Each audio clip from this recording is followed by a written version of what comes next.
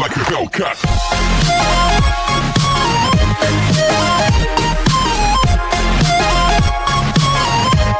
अभी तक हमने देखा कि गुसिंग होटल में जंग छिड़ गई थी इंजी, बाखा, नाही और प्रेसिडेंट ना की दोनों बहुओं के बीच में। इसलिए जब सब खत्म होने के बाद ये सब वापस घर आए तो तब प्रेसिडेंट ना अपनी दोनों बहुओं को बहुत बुरी तरह डांटते हैं कि तुमने आखिर क्यों इंजी पर हाथ उठाया। तो ये सुन वो दोनों हैरान रह गई कि क्या आप अपनी घर की औरतों को छोड़कर बाहर की औरतों की साइड ले रहे हो। तो ये सुन प्रेसिडेंट ना बिना कुछ कहे अपने रूम में चले गए। जिनके जाने के बाद सब ये सोचने लगे कि वैसे ग्रैंडपा की उस मिस्टर बॉक नाम के आदमी के साथ क्या दुश्मनी जो उसने उनका कॉलर पकड़ा। और वहीं दूसरी तरफ नाकवान गेस्ट हाउस के अंदर सभी इंजी को अपने साथ घर वापस ले आए जहां वो सो चुकी थी, इसलिए वो सब उसे उसके रूम में छोड़ के चले जाते हैं। बाहर वूजाए बाघा को थैंक्स कहता है गुंडों से उसकी जान बचाने के लिए। तो इस पर बाघा बोलती है कि मैं तुम्हारे थैंक्स को तभी एक्सेप्ट करूंगी जब तुम मुझसे नॉर्मली बात करना शुरू करोगे, क्योंकि मैं तुमसे छोटी हूँ इसलिए तुम्हें मुझे रिस्पेक्ट देने की ज़रूरत नहीं। तो ये सुन वूजाए हंसने लगा एंड मान जाता है। और वहीं दूसरी तरफ बाकी सब लोग जो ये जानना चाहते थे कि आखिर मिस्टर बॉक की प्रेसिडेंट ना से क्या दुश्मनी है जो आज उन्होंने उन पर अटैक किया, मगर वो फिलहाल किसी को कुछ नहीं बताते। नेक्स्ट डे हम देखते हैं कि प्रेसिडेंट ना जो कि हैजुन से बोल रहे थे कि तुम बस अब जल्दी से सभी कामों को सीख लो ताकि फिर मैं तुम्हें कंपनी का ऑनर अनाउंस कर सकूं। तो ये सुन मिस डोही को बहुत ही ज़्यादा गुस्सा आया, इसलिए वो ग्रैंडपा से कहती हैं कि वो भी अब से कंपनी में वर्क करना चाहती हैं। तो ये सुन ग्रैंडपा चिल्लाने लगे कि तुम ऐसा सोच भी कैसे सकती हो, यानी क्या तुम भूल चुकी हो जब मैंने तुम्हें बेकरी सेक्शन की जिम्मेदारी दी थी तो तब तुमने क्या किया था। तो इस पर वो कहती है कि मैं अब दोबारा ऐसी कोई गलती नहीं करूँगी, बस आप प्लीज़ मुझे फिर से कोई अच्छी पोजीशन दें। तो ये सुन ग्रैंडपा तो बिल्कुल मान नहीं रहे थे, मगर हैजुन कहता है कि ठीक है, हम आपको क्रिएटिव डायरेक्टर की पोस्ट दे सकते हैं जिसे आप सही से हैंडल कर पाओगी। तो ये सुन मिस डोही तो मान गई, मगर ग्रैंडपा बोलते हैं कि मैं सोच के बताऊंगा। वेल अब नाकवान गेस्ट हाउस में हम देखते हैं इंजी जो कि अभी अभी सोकर उठी है, जिसे रात के बारे में कुछ याद नहीं था। तो तब हैरी ने उसे सब याद दिलाया कि कल तुमने प्रेसिडेंट ना की दोनों बहुओं से लड़ाई की थी। तो तब ये सुन वो शॉक रह गई और खुद भी सारी सिचुएशन याद कर कहती है कि मैं ऐसा कैसे कर सकती हूँ, इसका मतलब मेरे और भी चांस कम हो गए गुसिंग होटल में नौकरी पाने के। और वहीं बाखा मिस्टर बॉक को बेबी सिटिंग के पैसे दे रही थी, क्योंकि वो जब भी कहीं बाहर जॉब के लिए जाती है तो तब मिस्टर बॉक उसके बेबी यानी योलमू का ख्याल रखते हैं। और वहीं दूसरी तरफ मिस्टर चॉय और उनकी वाइफ, जिन्हें अब पैसों की प्रॉब्लम होने लगी है क्योंकि अभी फिलहाल इन दोनों को कोई नौकरी नहीं मिली, इसलिए इन्होंने अपनी कार बेचने का डिसाइड किया। फिर जब ये दोनों कार बेचकर जाने लगे कि तभी एक आदमी उन्हें उनकी कार में लगे कैमरा की मेमोरी कार्ड निकाल कर देता है। एक्चुअली ये मेमोरी कार्ड बहुत ज़्यादा इम्पोर्टेंट है क्योंकि जब बाघा के हस्बैंड की डेथ हुई थी तो तब ये कार वेयर हाउस के ठीक सामने पार्क थी, इसलिए हो सकता है इस मेमोरी कार्ड के अंदर उस आदमी की फुटेज हो जो कांग का बैग एंड उसका मोबाइल लेकर भागा था। मगर मिस्टर चॉय एंड उनकी वाइफ को फिलहाल इस बारे में कुछ नहीं पता, इसलिए उन्होंने नॉर्मली मेमोरी कार्ड को अपने बैग में डाल दिया। नेक्स्ट डे मिस ओहिन जब गोल्फ कोर्स आई तो देखती हैं कि हैरी सभी लेडीज को अपनी नॉवल बांट रहा है जो आज कंप्लीट हुई है विद सिग्नेचर। तो इसे लेकर वो सभी लेडीज बहुत ज़्यादा खुश होने लगी। हैरी मिस ओहिन को देख उनके पास भी उन्हें नॉवल देने आया, मगर यहाँ वो ऐसे रिएक्ट करता है जैसे वो फर्स्ट टाइम मिस ओहिन से मिल रहा हो। एक्चुअली ये सब उसकी ट्रिक है मिस ओहिन को खुद से अट्रैक्ट करने की, इसलिए मिस ओहिन भी हैरान थी कि ये मुझे भूल कैसे सकता है। और फिर हैरी को याद दिलाने लगी कि हम म्यूजियम में मिले थे। तो तब हैरी ने उन्हें याद कर सॉरी बोला एंड नॉवल पर अपने साइन के साथ उन्हें ऑटम एप्पल ऑफ माई आई लिख के देता है। तो ये देख वो और भी ज़्यादा खुश होने लगी कि इसने मुझे स्पेशल लाइन लिख के दी। और वहीं दूसरी तरफ वूजाए जब जैसी नाही से मिलने आया तो तब वूजाए के फेस पर चोटों के निशान देख नाही समझ गई कि ये सब उसकी मॉम ने कराया है, इसलिए वापस घर आकर वो अपनी मॉम से बहुत ज़्यादा लड़ी कि आप मेरे वूजाए के साथ ऐसा कैसे सकती हो, जब आपसे मेरी खुशियां बर्दाश्त नहीं तो ठीक है, अब से मैं भी आपकी खुशी के लिए गुसिंग होटल की ऑनर बनने की कोशिश नहीं करूंगी, बल्कि कोरिया छोड़कर अमेरिका चली जाऊंगी और फिर वहां बहुत सारे लड़कों को डेट करूंगी। जिस बात को सुन मिस रोही डर गईं और फिर मजबूरन नाही को वूजाए के साथ डेट करने की परमिशन दे देती हैं, ये बोलकर कि चलो ठीक है, तुम उसे डेट कर तो सकती हो पर उससे शादी नहीं करोगी, बल्कि बस गूसेंग कंपनी हासिल करने पर फोकस रखोगी। तो फिर ये बात सुन नाही भी बहुत ज़्यादा खुश हो जाती है। वेल, अब नेक्स्ट सीन में हम देखते हैं कि बाखा एक बार फिर वापस अपने होम टाउन आई, क्योंकि उसे यहाँ उसके हस्बैंड की दोस्त ने बुलाया था जो कि कांग के साथ वर्क करती थी। वो बाखा को एक बॉक्स देती है ये बताकर कि ये कांग का है, जिसे कांग ने कंपनी एड्रेस पे ऑर्डर किया था, जो कि अब डिलीवर हुआ है, जिसे बाखा ने ले लिया और फिर पूछने लगी कि वैसे क्या आपको सच में कुछ नहीं पता मेरे हस्बैंड की डेथ के बारे में। तो इस पर वो लेडी बताती है कि माफ़ करना, मैं इस बारे में डिस्कस नहीं कर सकती, हमें पीछे से मना किया गया है, पर हाँ इतना ज़रूर बता सकती हूँ कि आपके हस्बैंड एक बहुत ही अच्छे और ईमानदार इंसान थे, जो कि सिर्फ वो ऑर्डर्स फॉलो करते थे जो उन्हें डायरेक्टर सन देते थे। बाखा पूछती है कि क्या मैं डायरेक्टर सन से मिल सकती हूँ, मगर उस लेडी ने बताया कि अब वो कंपनी छोड़ के जा चुके हैं एंड कहाँ गए हैं हम में से किसी को कोई आइडिया नहीं। तो बाखा उस लेडी से डायरेक्टर सन का नंबर मांगने लगी, मगर उसने वो भी देने से मना कर दिया और फिर जल्दबाजी में उसे बाय कहकर वहाँ से चली गई। मगर इतनी जानकारी भी बाखा के लिए बहुत है आगे इन्वेस्टिगेशन करने के लिए। बाय द वे, ये बात किसी को पता नहीं है, मगर मरने से पहले कांग डायरेक्टर सन से मिला था, ये पूछने के लिए कि सभी घोटालों के इल्ज़ाम मुझ पर क्यों लगाए जा रहे हैं, जबकि मैं तो सिर्फ वो ऑर्डर फॉलो कर रहा था जो मुझे आपने दिए थे। तो इस पर डायरेक्टर सन, जिनका नाम मिस्टर किम है, वो कहते हैं कि तुम क्या चाहते हो, हम दोनों साथ में जेल जाएं? सोचो अगर ऐसा हुआ तो प्रॉब्लम और ज़्यादा बढ़ जाएगी, इसलिए तुम सारा इल्ज़ाम खुद पर लेकर जल्द से जल्द कोरिया छोड़कर चले जाओ, कम से कम अपनी वाइफ और बच्चे के बारे में तो सोचो। तो ये सुन कांग कुछ नहीं बोलता, बल्कि सिर्फ परेशान एंड कंफ्यूज था। प्रेजेंट में हम देखते हैं कि बाखा बॉक्स उठाकर रोड तक तो ले आई, मगर और चलने की हिम्मत नहीं कर पा रही थी कि तभी उसे रास्ते में हैजुन दिखा, जो कि किसी मीटिंग से बाखा के होम टाउन रोड से होता हुआ वापस अपने होटल जा रहा था। मगर अब क्योंकि वो बहुत ज़्यादा थक चुका है एंड ड्राइव नहीं कर पा रहा, इसलिए उसने अपने असिस्टेंट को कॉल की उसे बुलाने के लिए। ये सब बातें बाखा भी सुन लेती है, इसलिए हैजुन के पास आकर उसे अपना ड्राइविंग लाइसेंस दिखाते हुए कहती है कि मैं एक दिन के लिए तुम्हारी ड्राइवर बन सकती हूँ, क्योंकि हम दोनों की मंजिल सेम है। जिस बात के लिए पहले तो हैजुन रेडी नहीं था, मगर फिर बाद में मान गया।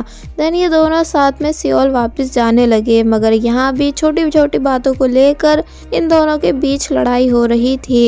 एंड अब क्योंकि बाखा कार को काफ़ी हिला डुला कर चला रही थी, बिल्कुल अनाड़ियों की तरह, तो तब ये सब देख हैजुन को अपनी जान का खतरा होने लगा कि कहीं ये कार ठोक न दे। दूसरी तरफ ना ही जिसने भी जब जैसी वूजाए को बताया कि अब रॉम ने हमें एक दूसरे को डेट करने की परमिशन दे दी है, तो तब ये सुन वूजाए भी काफ़ी ज़्यादा खुश हुआ। ना ही बताती है पर शादी की परमिशन हमें तब मिलेगी जब तुम फेमस गोल्फ प्लेयर बन जाओगे, इसलिए प्लीज़ अपने कंपटीशन पर फोकस दो। तो ये बात सुन वूजाए इस बात के लिए मान जाता है, मगर वहीं मिस रोही, जो कि अपनी बेटी नाही के लिए परेशान है, ये सोच कर कि अगर ऐसा ही चलता रहा तो सब हैजुन को मिल जाएगा, इसलिए कुछ सोचने के बाद कहती हैं कि हैजुन और उसकी माँ की कमज़ोरी कांग का मैटर है, जिसकी सच्चाई एक बार पता चल जाए तो फिर मुझे बहुत आसानी होगी इन माँ बेटे को रास्ते से हटाकर नाही को कंपनी का ऑनर बनाने की, इसलिए मुझे बाखा से हाथ मिलाना चाहिए। और वहीं दूसरी तरफ रात होने पर प्रेसिडेंट ना ने इंजी को मिलने के लिए बुलाया। इंजी को लग रहा था कि उसने गुसेंग फैमिली से लड़ाई की है, इसलिए उसे यहाँ डांटने के लिए बुलाया गया है, इसलिए वो खुद को थोड़ा हाइड करके आई थी और फिर खड़े होकर सबसे पहले प्रेसिडेंट ना से सभी चीज़ों के लिए माफ़ी मांगती है, ये बताकर कि मैं उस रात ड्रंक थी, इसलिए मैंने आपकी घर की औरतों को मारा। तो ये सुन प्रेसिडेंट ना उसे माफ़ कर देते हैं। फिर जब इंजी प्रेसिडेंट ना के फेस को ध्यान से देख कहती है कि अरे आप तो वही ओल्ड मैन हो ना जो उस दिन लिफ्ट में मिले थे। तो तब ओल्ड मैन नाम सुन प्रेसिडेंट ना एक बार फिर भड़क गए कि मैं तुम्हें किस एंगल से ओल्ड दिखता हूँ, यानी इतना स्वीट सा तो फेस है मेरा, मेरे डॉक्टर्स और मेरे एम्प्लॉयज़ भी मेरी एनर्जी देख मुझे लड़का बोलते हैं, और तुम हो कि मुझे ओल्ड मैन बोल रही हो। पता भी है सुंदर लड़कियां देखकर मेरी हार्ट बीट तेज़ हो जाती है, ठीक जवानों की तरह। इसका मतलब ये है कि मैं सिर्फ एज में ज़्यादा हूँ पर दिल दिमाग और बॉडी से अब भी जवान हूँ। तो ये सब बातें सुन इंजी कुछ भी नहीं बोल पाई। नेक्स्ट सीन में हम देखते हैं कि प्रेसिडेंट ना वापस घर आ चुके हैं और इंजी से मिलने के बाद बहुत ही ज़्यादा खुश थे, इसलिए उन्होंने अपने दोनों बहुओं को पैसे बांटे एंड साथ ही मिस डोही को भी कल से कंपनी ज्वाइन करने की परमिशन दे देते हैं। तो ये सुन मिस डोही बहुत ही ज़्यादा खुश हुई, मगर मिस ओही नहीं। अब क्योंकि मिस डोही एक दिन बाद कंपनी ज्वाइन करने वाली है, इसलिए पहले वो बाका से मिली और उसे ऑफर करती है कि तुम मेरी सेक्रेटरी बन जाओ, जिससे तुम्हें भी फायदा होगा अपने हस्बैंड की इन्वेस्टिगेशन करने में और मुझे भी, क्योंकि मुझे कैसे भी करके नाही को कंपनी ऑनर बनाना है। तो तब ये बात सुन बाका तुरंत मिस डोही की सेक्रेटरी बनने के लिए मान गई, क्योंकि इसमें उसे सैलरी भी अच्छी मिलेगी। नेक्स्ट सीन में हम देखते हैं कि प्रेसिडेंट ना, जो कि इस बात से अब भी गुस्सा थे कि उस बॉक की हिम्मत हुई कैसे मेरा कॉलर पकड़ने की, इसलिए वो इंजी की माँ और बॉक को सबक सिखाने के लिए नाकवॉन गेस्ट हाउस इन्वेस्टिगेशन टीम भेज देते हैं और साथ ही 2 पुलिस ऑफिसर्स भी, जो सभी पूरे नाकवॉन होटल की चेकिंग कर रहे थे कि कहीं इस होटल में कोई खराबी तो नहीं।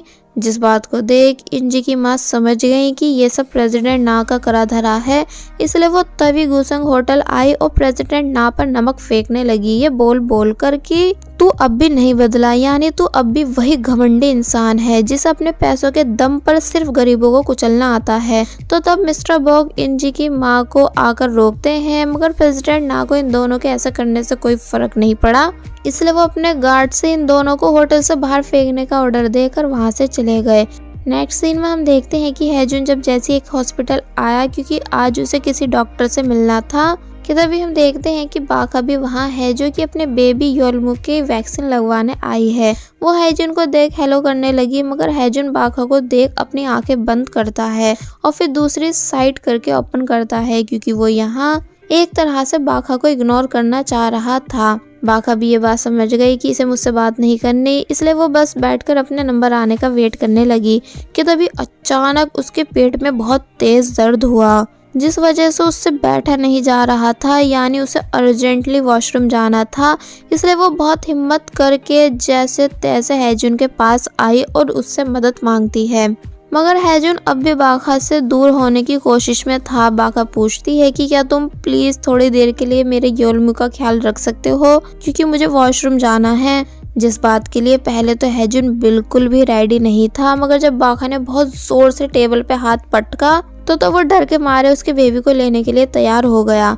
बाका जल्दी से अपना बेबी हैजुन को पकड़ा और भागती हुई वॉशरूम की तरफ चली गई। तो तब हैजुन बस मुंह बनाकर बैठा रह गया, क्योंकि उसे ये भी नहीं पता था कि आखिर बेबी को पकड़ा कैसे जाता है। इसलिए वो साइड वाली लेडी से पूछने की कोशिश करता भी है, मगर वो कुछ नहीं बताती। कि तभी योलमू का नंबर आया, इसलिए नर्स योलमू को अंदर लाने को कहती है। तो तब ये बात सुन हैजुन और ज्यादा नर्वस होने लगा कि भला मैं कैसे आऊं, मैं तो इसे सही से पकड़ तक नहीं पा रहा हूँ। मगर फिर बाद में वो जैसे तैसे करके बेबी को लेकर डॉक्टर रूम आया। डॉक्टर एक लंबा सा इंजेक्शन निकाल कर बेबी के वैक्सीन लगाने के लिए रेडी थे, मगर हैजुन उन्हें रोक पूछता है कि आप एक छोटे से बच्चे के इतना बड़ा इंजेक्शन कैसे लगा सकते हैं, क्या इससे दर्द नहीं होगा? डॉक्टर कहते हैं कि नहीं, इससे कोई दर्द नहीं होगा, मगर हैजुन तब भी मान नहीं रहा था कि क्या पक्का इससे दर्द नहीं होगा। यानी हैजुन यहाँ एक रियल फादर की तरह बाका के बेबी की फिक्र कर रहा है, मगर उसकी बातों और क्वेश्चन से नर्स एंड डॉक्टर दोनों ही परेशान थे। कि तभी बाका भी वहाँ आ गए और हैजुन से बेबी मांगने लगी। हैजुन बाका पर गुस्सा करते हुए बेबी देने लगा। तो तब नर्स कहती है कि शायद आपके हस्बैंड बेबी को कुछ ज्यादा ही लव करते हैं। तो ये सुन हैजुन पूछता है, एक मिनट, कौन फादर? तो इस पर जब जैसे नर्स ने हैजुन की तरफ इशारा किया, तो ये सुन वो दोनों एक साथ बोलते हैं कि ऐसा कुछ नहीं। अब जब थोड़ी बहुत देर के बाद हैजुन बाहर आया, तो तब बाका उसे रोक थैंक्स कहती है उसकी मदद करने के लिए, और योलमू से भी हैजुन को बाय करवाने लगी। तो तब बेबी देख हैजुन भी योलमू से बातें करने लगा, मगर तभी एम्बैरेसिंग होकर दूर हो गया और फिर वहां से चला गया। फिर जब वो अपने कार में था तो देखता है कि बाका पैदल जा रही है। हैजुन बोलता है कि क्या ये पागल हो गई है जो बिना टैक्सी के जा रही है, कहीं योलमू को ठंड लग गई तो, पर मैं क्यों इतनी फिक्र कर रहा हूँ। और फिर वहां से जाने लगा, मगर अब क्योंकि उसका मन नहीं मान रहा था कि एक मासूम बच्चा योलमू ठंड में बाहर है, इसलिए कार रोक बाखा को कार के अंदर आने के लिए बोलता है। बाखा पहले तो मना कर रही थी, पर जब हैजुन ने बताया कि मैं योलमू की वजह से तुम्हें ड्रॉप करने के लिए कह रहा हूँ तो वो कार में बैठ गई। कार के अंदर आकर बाखा हैजुन से बात करने की कोशिश करती है, मगर हैजुन उसे मुंह बंद करके बैठने को बोलता है कि तभी अचानक कहीं से गंदी स्मेल आने लगी। हैजुन कंफ्यूज था कि आखिर ये स्मेल आ कहां से रही है। फिर जब जैसी बाखा ने बताया कि एक्चुअली योलमू ने डायपर गंदा कर लिया है, तो ये सुन हैजुन डायरेक्ट विंडो खोल बहुत जोर से बाहर की तरफ चिल्लाया, क्योंकि उससे स्मेल बिल्कुल बर्दाश्त नहीं हो रही थी। मगर अब क्योंकि विंडोज ओपन होने से योलमू को ठंड लग सकती है, इसलिए बाखा रिक्वेस्ट करती है कि प्लीज विंडो बंद कर दी जाए। तो तब मजबूरन हैजुन को विंडो बंद करनी पड़ी, मगर स्मेल सूंघ कर उसका दम घुट रहा था। फिर हम देखते हैं कि ये दोनों नाकवन पहुंच चुके हैं, जहां पहुंचते ही पहले विंडो ओपन की गई एंड हैजुन खुद को डोर से हवा करने लगा। बाखा उसके पास आकर थैंक्स कहती है, तो तब हैजुन उसे खुद से दूर होने के लिए बोलता है और कहता है कि मैं प्रे करूंगा कि आज के बाद हम दोनों फिर कभी नहीं मिले। बाखा बोलती है, मगर कब क्या हो जाए किसे क्या पता। तो ये सुन हैजुन फेक स्माइल देते हुए बोलता है कि मैं बस चैन से रहना चाहता हूँ, इसलिए प्लीज मुझसे दूर रहो, और फिर वहाँ से चला गया।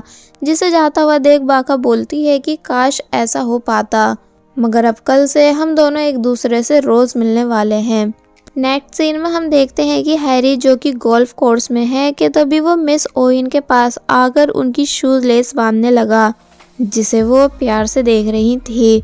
फिर जब वहां से जाने लगा तो तब मिस ओइन पूछती हैं कि वैसे आपने बुक पर ऑटम एप्पल क्यों लिखा था, यानी क्या इसका कोई खास मतलब। तो ये सुन पहले तो हैरी खुद कंफ्यूज हुआ कि अब भला मुझे क्या बोलना चाहिए, क्योंकि वो तो उसने बस ऐसे लिख दिया था। मगर फिर अपने पास से कहानी बनाने के बाद बोलता है कि क्या आपको पता है स्नो वाइट कौन सा एप्पल खाकर बेहोश हुई थी? ऑटम एप्पल खा के, यानी ये वही एप्पल है जो उस मासूम प्रिंसेस ने खाया था। आप भी मुझे स्नो वाइट की तरह मासूम प्रिंसेस लगती हो, इसलिए मैंने आपको ऑटम एप्पल लिख के दिया। तो ये सुन मिस ओइन हैरी से इतना ज़्यादा इम्प्रेस हुई कि जब वो बाइक से वापस घर जाने लगा तो तब उसे छुप छुप कर देखती हैं। दूसरी तरफ मिस यांग, जिन्हें मसाज पार्लर में जॉब मिल चुकी है, इसलिए वो इंजी को देख उसे भी वहाँ बुलाती हैं, ये कहकर कि तुम्हारी मैं फ्री में मसाज कर दूंगी। तो ये सुन इंजी बहुत ज़्यादा खुश हुई, इसलिए जूस लाकर मिस यांग को अपनी साइड से देकर गई विद हार्ट। तो ये देख मिस यांग खुश होने लगी। दूसरी तरफ मिस्टर चोई को भी जॉब मिल तो चुकी है, मगर अब क्योंकि उस जॉब में बड़े बड़े बॉक्सेस को उठा के रखना है, तो इससे उनकी हालत ख़राब होने लगी। रात होने पर हम देखते हैं कि प्रेसिडेंट ना ने एक बार फिर इंजी को मिलने बुलाया, ये बहाना बनाकर कि आज सभी मिस कोरिया कॉन्टेस्ट मेंबर्स की पार्टी है, मगर वहाँ प्रेसिडेंट ना के अलावा और कोई भी नहीं था। प्रेसिडेंट ना कहते हैं कि एक्चुअली मुझे तुमसे अकेले में बात करनी थी, इसलिए मैंने और बाकी सबकी रिजर्वेशन कैंसिल करा दी। और फिर इंजी के सामने एक बॉक्स रखा, जिसमें और कुछ नहीं बल्कि वही शू था जिसे इंजी ने उस दिन प्रेसिडेंट ना के पास छोड़ दिया था। तो तब उसे देख इंजी भी पहचान गई कि ये मेरा है। प्रेसिडेंट ना बताते हैं कि जब से मुझे ये शू मिला तब से मैं पागलों की तरह इसके ऑनर को ढूंढ रहा था, क्योंकि इस शू की ऑनर चुरा ले गई थी मेरा दिल। जिनकी आवाज़ सुन इंजी के होश उड़ गए। प्रेसिडेंट ना शू उठाकर इंजी के पास लाते हैं और उसे वो शू पहना कहते हैं कि अब जाकर मुझे सांस आई कि मैंने फाइनली अपनी सिंड्रेला को ढूंढ लिया। तो ये सुन इंजी पूछती है कि क्या सिंड्रेला? तो इस पर वो कहते हैं कि हाँ सिंड्रेला, और बताते हैं कि आज से मैं तुम्हें सिंड्रेला इंजी कहूँगा। तो ये सुन इंजी शॉक होने लगी और बस फिर इसी के साथ पार्ट 5 यहीं पर एंड हो जाता है।